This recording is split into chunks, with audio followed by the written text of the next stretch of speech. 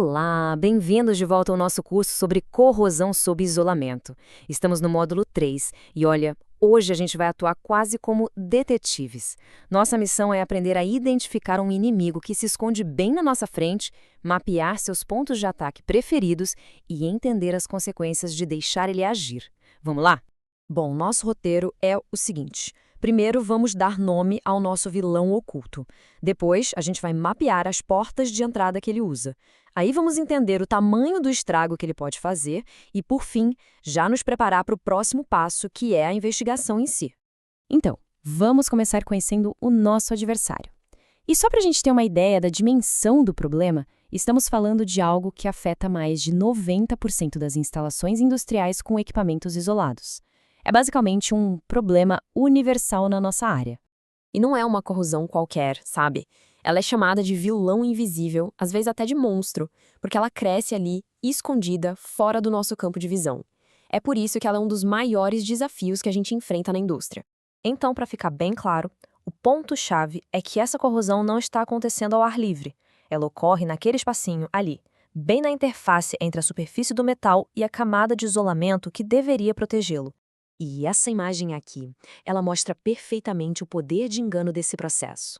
Por fora, olhando a jaqueta metálica, parece que está tudo perfeito, tudo intacto. Mas por baixo, a corrosão pode estar lá, comendo o material lentamente. O mais assustador, isso pode acontecer por 15 até 20 anos, sem dar um único sinal externo.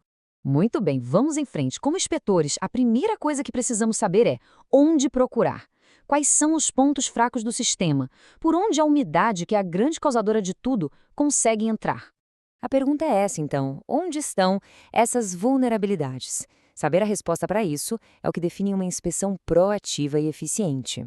Basicamente, a gente consegue mapear essas áreas de alto risco em 4 grandes categorias.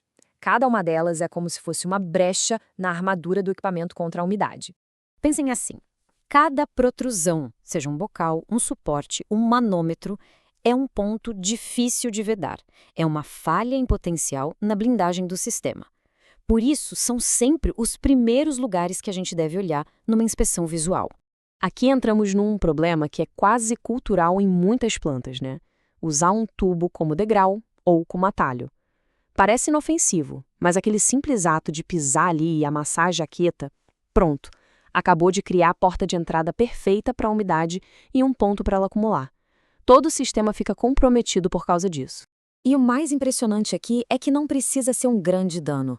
Uma única frestinha, um rebite que estourou, um selante que ressecou. Essa pequena brecha já é o convite que a umidade precisa para começar um processo que pode, no final, levar a uma catástrofe. Certo, já sabemos onde procurar. Agora, vamos entender o que está em jogo. O que acontece quando a CSI não é detectada, quando ela não é controlada? Bom, as consequências podem ser bem graves. E não vamos pensar que isso é um problema menor, de jeito nenhum. Falando em dinheiro, a CSI é responsável por algo entre 40% e 60% de todos os custos com manutenção de corrosão em tubulações. Ela é, de longe, o principal vilão financeiro nesse quesito. E o estrago aparece de várias formas. Pode começar com furinhos, os pits, evoluir para uma perda de espessura bem grande e pode terminar no pior cenário possível, uma ruptura total do equipamento, vazando produtos perigosos e causando paradas de produção que custam uma fortuna. Olha só este exemplo. É um caso clássico de corrosão por pit. O furo atravessou completamente a parede do tubo. Isso aqui significa vazamento. E vazamento significa parada imediata da planta. Pois é, este é o momento da verdade. É a hora que o isolamento é retirado e o monstro, o Frankenstein, que estava escondido ali embaixo, finalmente aparece. É quando a gente vê o quanto de material já foi perdido. Essa frase, dita por um inspetor bem experiente, resume perfeitamente a sensação. O choque de abrir o isolamento e dar de cara com a realidade da CSI. É um lembrete de que, nessa área, aquilo que a gente não vê pode, sim, e muito nos machucar. Bom, nós já identificamos o vilão, já entendemos os métodos dele e o dano que ele causa. A pergunta agora é, como a gente faz para caçar ele ativamente antes que seja tarde demais? Chegamos num ponto crucial. Saber onde procurar, as zonas de alto risco, isso é a metade da batalha. E essa parte a gente já cobriu. Agora a gente precisa aprender como procurar o dano. Com isso, a gente encerra essa visão geral das áreas mais suscetíveis e dos modos de falha. No próximo módulo, o módulo 4, vamos nos equipar com as ferramentas certas, com as técnicas de inspeção e monitoramento para essa investigação. Espero todo mundo lá!